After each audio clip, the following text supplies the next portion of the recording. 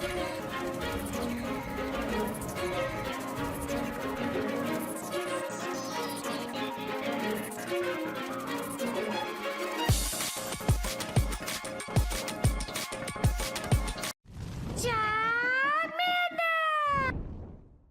guys, King of Charmander here. Today I will be your judge, your jury, and your analyst. And today the Ultra League Remix for Season 8 rankings just dropped. I had to pause for a sec because I was like, okay, is this Great League Remix or Ultra League? This is the Ultra League Remix video. So, Ultra League Remix video.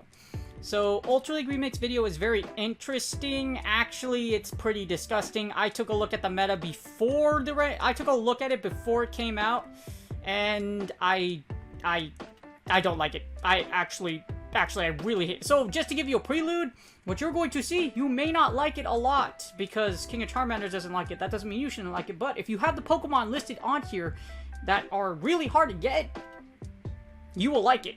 Anyways, as I always say, please consider contributing to ppoke.com, as you see over here. Just click on this and you can contribute. So, if we go to the rankings, as you see here, Ultra League Remix rankings are now released. The problem is, there's a whole bunch of disgusting XL Pokemon here. A lot of them. In fact, the top 5... let's just get started.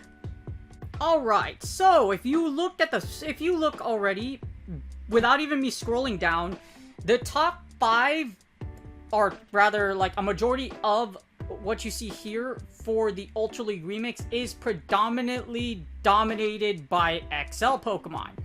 It's a living cheat code. It's like if what's the greatest way I could put this?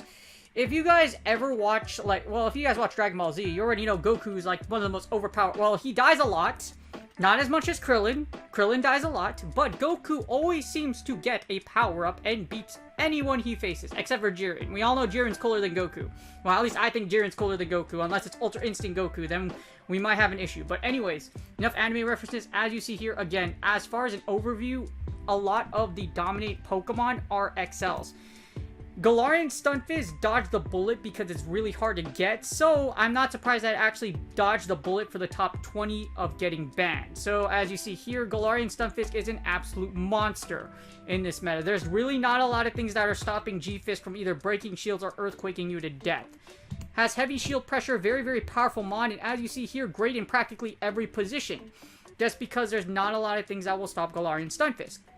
Because of this, expect counters to it, but G-Fisk is still very, very strong. So if you have one, you're in luck. Same thing with Jellicent. Jellicent XL is incredibly powerful and the #1 lead for the Ultra League Remix. As you see here, Jellicent XL Bubble Beams Galarian Stunfisk to death. It also has a wide range of basically being able to blast most of everything in the Ultra League Remix to death with Shadow Ball, or it's able to make Diva plays with Bubble Beam. Steelix XL is really random, but it's not real. I'm actually not surprised that it made it here. The reason why is because Steelix XL with Dragon Tail buff, it can do a ton of damage over time, and Steelix XL also has a ton of bulk. So it's going to live for a while and do a lot of damage over time. The issue is what Steelix XL loses against, which is basically, as you see here, Machamp, Snorlax, Obama basically anything that has those Energy Ball or it's weak to, and of course the ever-powerful Galarian Stunfisk. However, as you see here, our friend here is actually pretty dang good. So if you have a Steelix XL, don't use it. Just use Gel. If you have Steelix XL, don't use it. If you have G-Fisk XL, G-Fisk XL is good. Another thing here, and probably will dominate a majority of the meta, is Scrafty. Scrafty XL is an incredibly powerful mon for the reason it's able to literally beat the unholy heck out of the top meta. Obama, Giratina, Politoed, Jellicent, and G-Stunfisk all fall to power up punch Scrafty when it gets revved up. As you see, Giratina Origins, unless it's rocking Dragon Pulse, doesn't stand a chance against that as well. So Scrafty just goes to town against a lot of meta. So if you have an XL Scrafty, you're in luck. And literally, the only legendary to make it out of this list from Open Ultra League is Giratina Origins. Yes, Cresselia is banned as well as Giratina A, so Gyro is not necessarily... Actually, Gyro is pretty dang bad. The reason why Shadow Ball and Dragon Pulse is there is because you need Dragon Pulse coverage. A lot of things in this meta will beat Gyro pretty convincingly, i.e. Galarian Stunfisk, Scrafty, like I mentioned before, it can get out pressured by Politoed, Obama, and of course XLA9, as you see here. There is something of luck though. If you do, for some odd reason, have 296 Nidoqueen XL, or Nidoran XL candy, Nidoran XL is actually really dang good in this meta. Outside of seeing Jellies, well, actually, you can actually give, like, G-Fisk a problem because you can Earth Power it, but as far as Jellicent goes, Jellicent's probably worst nightmare, but as you see here, Nidoqueen is fantastic. Extremely powerful, especially as a switch, and of course is the #1 charger because you can rev up and do so much damage. Drifblim will give you an issue, as well as Armored Mewtwo, just because Poison is weak to Confusion, but Nidoqueen XL is really good. So is Politoed XL. How many times have I said XL in the past 4 minutes? A lot. I don't like it. I don't like it at all. As you see here, Politoed XL, I think well, Politoed XL overall doesn't seem very good on paper, but Politoed XL does neutralize a lot of, like, Stunfisk. It neutralizes Alolan Ninetales as well as Nidoqueen. Does a lot of damage over time, and other than the, I actually messed up, but another legendary that dodged the bullet was Armored Mewtwo. As you see, Armored Mewtwo is a very, very powerful mon in this meta for the sheer fact that it's able to do a ton. It does a lot of damage against the different types, and it has Psy Strike. So, as you see here, Armored Mewtwo isn't super bad for this meta. Here's the problem. Jellicent, Drifblim, and Galarian Stunfisk. It's not very... Armored Mewtwo does well against a lot of things, but it's not super safe. There's just a lot of the Ghost and Dark Archetype can give it a problem, as you see here. Or, not really the Ghost Archetype, mainly. But as you see here, like, Ghost and Dark, because of Mandibuzz XL. So if you look, literally the top 20, more than half of them are all XL Pokemon. So this is just going to be an extreme XL fest. Meganium and Abomasnow take the cake because Abomasnow is able to threaten Jellicent and Politoed as well as the Dragons and Drifblim. However, guess what Abomasnow loses to? Galarian Stunfisk XL. Shadow Machamp might have play here for its ability to punch through a lot of things, however, but because of the top meta being Ghost types, as you see here, Ghost, which is basically, well, top meta is, Ghost is going to be very powerful in this meta. Machamp might do well for you, but at the same time, there's a lot of things, especially if you have the XL meta, that can take down Machamp and out-pressure it, which is why Machamp Shadow ranks lower than a lot of things in this list. But overall, as you see here, XLs dominate, and they do very well for the Ultra League Remix in Season 8. Alright, so as far as leads go, here are the lead rankings, and as for leads, guess who dominates the top 3 as far as leads? It's XLs. Jellicent, Drifblim, and Galarian Stunfisk. For the sheer reason, this is what happens. Jellicent beats G-Fizz, G-Fizz beats Drifblim, Drifblim kinda is like, it can beat Jellicent, but you have to Shadow Ball it, so it's a very weird cup. With Jellicent XL being the king of leads, Jellicent XL will debuff your opponent for shields or do a ton of damage. Unless you have things like Snorlax, which give Jellicent XL a hard time. Well, Jellicent, because Snorlax is pretty much the one thing that, like, resists it really hard. And grass types, which is why you see here. Also, Gengar. So, if you look at these leads, Gengar is an interesting lead, mostly because of shield breaking ability. The problem with Gengar is you lose to Armored Mewtwo and a lot of things that will pressure you, like Meganium, Steelix, and of course Galarian Stunfisk. However, Gengar is the #4 lead for its ability to cover a wide range. It basically beats all the Ghost types, as you see here. That or it'll either pressure shields for you. So Gengar is not a bad lead. It's good to see something that doesn't say XL next to it in the top rankings. As for the most part, Shadow Champ, like I mentioned before, if you looked at my early analysis, I predicted that Shadow Machamp was going to be a beast, and sure enough it is. Shadow Machamp isn't a bad lead because of its ability to neutralize a lot of Jellicent's weaknesses, and pretty much run through a bunch of things that has Cross Chop. If your opponent has Jellicent XL, not Jellicent XL, Stunfisk XL, and you put it against Machamp, you're gonna love your life. Otherwise, as you see here to the right, it loses to a bunch of combinations, mainly Drifblim, Jellicent XL, Nidoqueen XL, and of course the 2 legendaries, Giratina Origin and Armored Mewtwo. That's what makes Machamp kind of dangerous. However, if you can align it properly, it does have a strong hold against a wide variety of the meta. Other things, as you see here, unfortunately, the leads aren't very... Outside of Gengar, and I would say Armored Mewtwo and Lucario. Lucario's Steel typing is what gives us the ability to basically be better. With that Steel typing, you do resist Ice types, which is why you beat A9 pretty convincingly. The problem is Lucario is a Fighting type, and as you see here, Fighting types don't do very well against Jellicent. You even lose against Scrafty because Scrafty is able to rev up and does a much more damage over time. Basically, Scrafty's stats as an XL are better than Lucario, just to put it bluntly.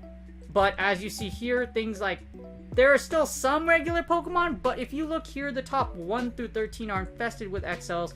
And the rest of the, basically legendary, what made the Ultra League Remix so bad wasn't necessarily legendaries, it's actually XLs. As you see, legendaries are actually on the lower part of the food chain. If you were hoping that you had an Ultra League Mew and it was going to be really good in this cup, it can be. Ultra League Mew can be very powerful outside of the fact that the ghost presence is very, very, well, it won't be super high, but if people start using Gengar, not going to act exactly a great time with Mew. Mew will lose CMP and it gets out-pressured by Gengar, so it's very dangerous. And unlike the Mew in well, Mew can beat Galarian Stunfisk, but you will lose it to it in the 1 shield. But I might be wrong. Let's take a look at it real quick. So if you run the simulation, you can beat G-Fisk in the 2 shield with Surf. So Mew and Ultra League operates a lot like its Great League cousin if you use the Wild Charge Surf. The Wild Charge Surf, basically same things. That's why I'm guessing it's really good. But again, Mew takes a lot of resources to pop for Ultra League. At the same time, you probably only have 2 Mews. So if you really want to use it for Ultra League, I don't see why not. It can be extremely powerful. Just take note that there are other XLs that are really strong and are probably worth more your candy than Mew is. Just putting that out there. But Mew can be very good for the Ultra League Remix. As you see here, the rest of the lead conundrum or lead spectrum is literally XL, XL, XL, XL. So your best leads are going to be XL. Gengar can do well for you again just because you're able to break shields, and outside of seeing its weaknesses of poison and like basically like psychic, ground, etc. Basically anything that can bully through Gengar's glassiness, it can do well for you in this cup if you decide to play the Ultra League Remix. And as far as the save switches go, it's very large, extra large. Did you ask for an extra large meal and extra large fries? At IHOP, they do not serve extra large pancakes. However, in Go Battle League Ultra League Remix, extra large pancake will be your worst save, or your best save switch against you. Galarian Stunfisk XL is a very powerful save switch, will take shields or do very well against you unless it gets locked into its weaknesses, as you see here. However, against the overall spectrum of things, as you see, Bulbasaur, Drifblim, and Jellicent are all XL, so unless you have Machamp lurking in the back, it's going to be very, very rough. Zangoose XL does really well just because of its ability to take down the ghost archetypes, but it can get out-pressured because, as you see for XL Zangoose, it isn't the bulkiest thing in the world, so you can kind of bully its way to, you can bully it down to submission. I don't foresee a lot of people having Zangoose or Drapion XL, especially all of these, especially Shadow Nidoqueen XL. Machamp, even though, okay, here's the funny thing. Machamp is a, like, even though Machamp does look like a gate save switch, in fact it is, if your opponent doesn't switch, that's if. There's a big if. Because the thing about Machamp, as you see, it's very positive against a lot of different matchups. However, if you do see your weaknesses, as in Armor, Mewtwo, Sylveon, Nidoqueen, etc., or especially the heavy ghost presence that Drifblim and Jellicent present in this meta, you're gonna have a rough time. So Machamp statistically is the greatest save, is a very powerful save switch, but there's just too many things, in my opinion, that are risky that, even though it's statistically good, it's very risky to run as a save switch. I mean, there aren't many fighters in this meta that you could see operate as a save switch, like pure fighters like Machamp. Jellicent XL is a great save switch, Snorlax is as well, and as you see, Dragagle, just ignore that one, but Dragagle is only good because of beating Giratina Origin for the most part, and being really good against Shadow Champ. As you see, same story, XLs rule the majority of your safe switches. And the reason why Machamp, like I already described why Machamp, even though statistically it's a good safe switch, it might not be just because of all the combinations that really do give Machamp a hard time in Ultra League Remix. If you scroll further down, Snorlax can be a powerful safe switch just like in Open Ultra League or Ultra Premier. However, the problem is as you see in the closer, Nidoqueen and of course Shadow Champ give you a hard time. I wouldn't say Snorlax is too bad either. If you do start seeing a heavy ghost presence, Snorlax is going to be one of your best friends. Unless you get Focus Blasted by, unless you get hit by the Spirit Bomb by Gengar, i.e. Focus Blast, and you die. It's happened to me before, it can happen to you, so just be very, very careful. Mew, on the other hand, Mew is very, very strong, again, as a safe switch. Again, it pretty much operates like its Great League cousin, being able to take down a lot of really popular and powerful combinations. Just keep in mind that a lot of things like XLs can run through Mew, so just be very, very careful. But, again, safe switches, mostly XL dominated. Regirock and Regice literally make it on this list for their ability to pressure things down. However, if you really want to be ballsy, Machamp can be your best friend as a safe switch. Other than that, XLs do statistically dominate the Ultra League Remix meta, very, very hard as far as safe switches go, as safe switch and leads, as you see here. So again, there's a lot of potential. Like Shadow Snorlax can be really good. However, XL is looking really oppressive for safe switching. Again, it's not very often you... Actually, this is like the only time I've seen, again, a pure fighter actually work as a safe switch just because you must punch stuff to death. Goro or the Coyote must go out there and literally carry the team on their back but it's very, very rough. Like, Lucario is also a great safe switch as well because of its Shadow Ball access. Shadow Ball will do heavy damage against a lot of things. However, there are a lot of XLs, as in G-Fist, Politoed, and Nidoqueen, that have a very strong matchup against you if you face them. So, even Lucario isn't too safe for this meta. Again, very heavily dominated by the XL variants. And last but not least, we have the Regis. I'm just kidding. These are the closers, as in no shields in play. However, Reggie going Reggie. Remember I told you guys in the early Ultra League Remix that Regis going Reggie. They're going to Reggie. Reggie Ice and Reggie Rock specifically. As you see, Reggie Ice, it does extremely well as a closer. It's the best closer in the Ultra League Remix.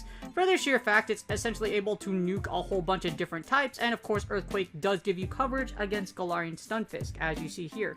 Blizzard also yeets the poor Driplim to oblivion, and Giratina. Oh, unfortunately, it doesn't nuke Jellicent. So Jellicent can give Regiace a very, very hard time, as you see here. But it doesn't have bad rating against a lot of things and does very well. Regirock is another one just because of Lock On. Lock On plus energy equals death, and it will take out a lot of things. But Regice is a lot more useful for the meta than Regirock, just because Regirock doesn't have Earthquake, which ground has incredible coverage. Not saying Regirock doesn't because of Focus Blast, but there's different things you flip. But Regice will be the better.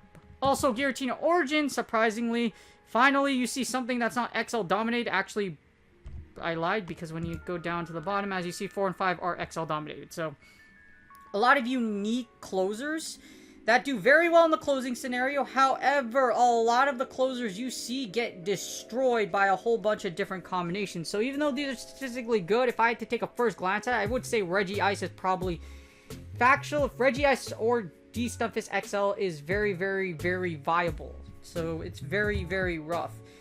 Heracross works very well because bug and fighting. That archetype is able to do very well against G-Fisk, Obama, base, and it actually does well against Shadow Champ as well because bug does resist fighting. So because Heracross does resist Shadow Champ, it has a better matchup. The problem with Heracross overall, close combat, it has no good bait move. Close combat and Mega Horde take a while to get you, and close combat will debuff you if it doesn't, and will debuff you whether it lands or not, but the debuff isn't going to do you too much justice. Lugia with Dragon Tail takes its place as a great closer. Unfortunately, I still don't think it's super great. As you see your key losses, you just lose to too many, like the Ghost, even Snorlax, just because of Snorlax's lick. So there's a lot of things that can kill you, even if you use Lugia as a closer. Mandibuzz XL, Meganium XL, and Scrafty XL all take the cake into closer. You also have one interesting thing, which is Armored Mewtwo. Armored Mewtwo can do well in the closer just because of having Side Strike and Dynamic Punch, so it can do very, very well, as you see here. But of course, the iceberg that killed Titanic, not really, that'd be really funny if, well, not really, the iceberg for Titanic was Regice, because I would be absolutely terrified if a giant iceberg started beeping at me, like beep, beep, beep, and you're like, wait, what? And then you look and it's a Regice, and you're like, oh, well, I'm either gonna catch this thing, I'm either gonna reset my game a bajillion times to get the shiny, or I'm dead.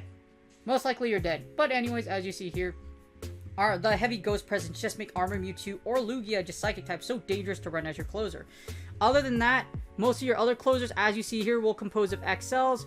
Hariyama's Heavy Slam is what allows it to have it basically.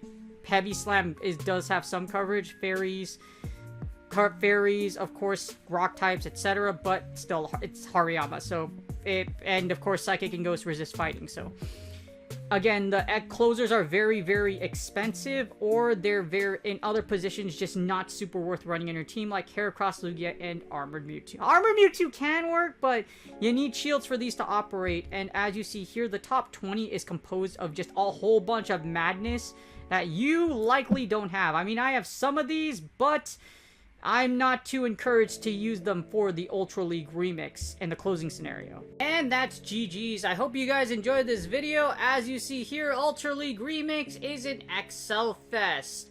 I was kind of hoping I was wrong and thought there would be more bans because as you see here, this is what I already knew it. Like, it took me 2 minutes of deep thought, not really that deep thought. I've been doing this for a long time, so it took me X, Y, and Z to figure out, man, this is just going to be an XL Fest. And sure enough, it is. Not to say there aren't a lot of mons out there like Gengar, etc. that can be really oppressive, but XLs are just so dang powerful in this cup that you know, like every other game out there that doesn't ask you to sell an arm and a leg just to be competitive or play ranked gameplay, like Pokemon Go PvP, it might actually have been a lot of fun if you just took out, you know the one thing that would have solved this entire problem? Ban all XLs, literally. If you just banned all XLs from the Great League and Ultra League Remix, you would have solved so many problems, or a congesting meta like this where people that use Defic or use phone rockers or anything like that are going to have such a great time because you're going to have things that no one else will have. Unfortunately, XLs are more oppressive than a lot of legendary Pokemon. So it didn't really matter that you banned all of these because guess what? The meta is just superbly broken. You're not going to have a lot of fun in this cup.